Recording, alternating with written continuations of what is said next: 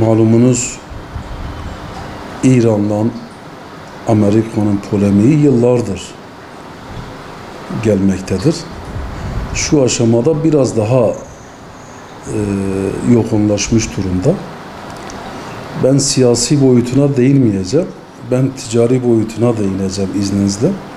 Ticari olarak şu an İran halkı gerçekten sıkıntı yaşıyor. Birçok fabrikalar şu an kapalı durumda. Ve insanların alım gücü çok düşük durumda.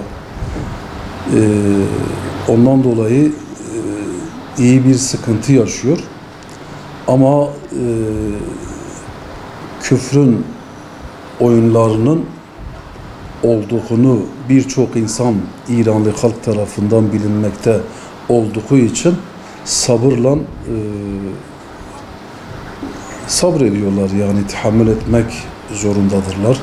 Ve İran halkı alışkındır buna. İran halkı malumunuz 40 yıldır bir ambargo altında ve yetinmesini bilen bir halktır. Onun için yetiniyorlar. Tabi malumunuz komşu ülkedir. Amerika'nın bu konuda, ticari konuda bazı ambargolardan Türkiye'lerden de isteği oluyor. Ama bununla beraber aşikar bir şekilde halen yani çok önemseyecek bir durumda şu an bir ambargo söz konusu değil, yani gümrük mahallinde. Tabi söylem bile ticaret insanlığı, sanayiciyi korkutuyor yani.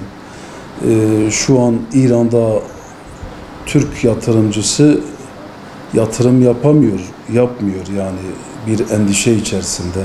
Orada yatırımı olan bir an önce bırakıp satıp dönmek istiyor. Hakeza bu epey etkiliyor. Ama şu an Türkiye'de ithalat da yapıyoruz kendimiz. Yani İran'dan getirmekten, götürmekte şu an için bir sıkıntı söz konusu değildir. Türkiye'den şu an için mesela daha önce Türkiye ihracatında biz İran'a yüklü miktarda sanayiciler olarak ürün veriyorduk. Şu an İran'da devalüasyon münasebetiyle, ambargo münasebetiyle dolar karşılığında paraları 4.000 tümen iken bir dolar malumunuz 18.000'lere çıktı. Şu an biraz geriledi. 13.500 tümenlere kadar geriledi bu ara. Ama bu da alım gücünü haliyle etkiliyor. Yani bizim 1 liraya verdiğimiz ürün İran'a bugün itibariyle 2,5 liraya tekabül etmektedir. O da %150'yi aşkın bir fiyat artışı demektir. Vatandaşın, İran vatandaşının gücünü aşmış durumdadır. Haliyle hal böyle olunca da biz Türkiye iş adamları olarak İran'a ihracatımız iyi bir ölçüde gerilenmiş durmaktadır.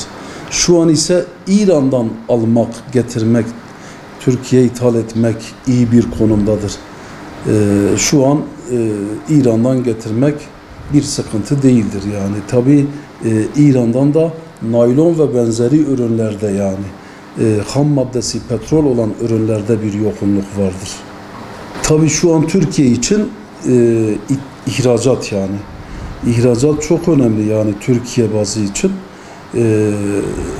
Yıllar önce mesela 1 yıl 2 yıl önce biz tırlarca ürün verirken bugün veremiyoruz. Yani alım gücünün az olma münasebetiyle veremiyoruz.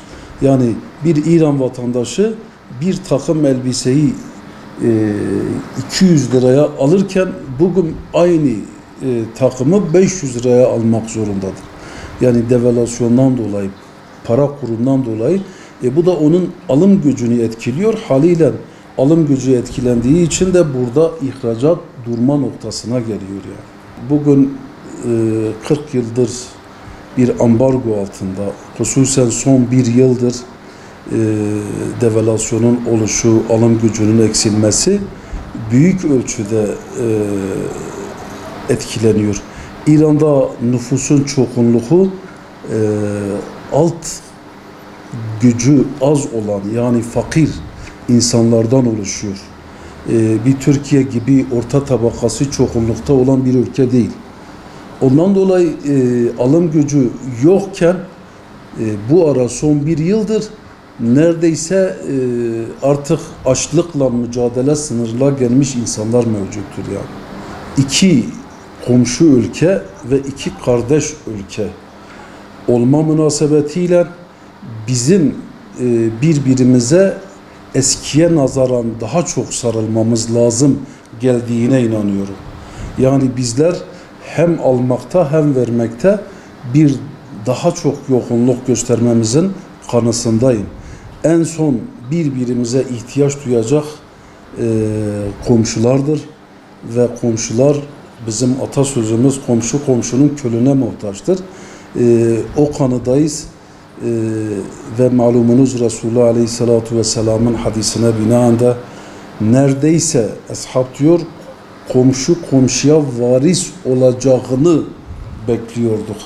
Ondan dolayıdır ki bizler de birbirimize eskiye nazaran daha çok sarılmalıyız ve Orta Doğu'da ülke denilecek iki ülke varsa bunlardan bir tanesi İran, bir tanesi Türkiye'dir. İnanıyorum ki hem siyasi hem ekonomi olarak el ele verdiklerinde dünyanın öbür ucundaki insanlar bizlere hüküm sürdürmeyeceğine inanıyorum.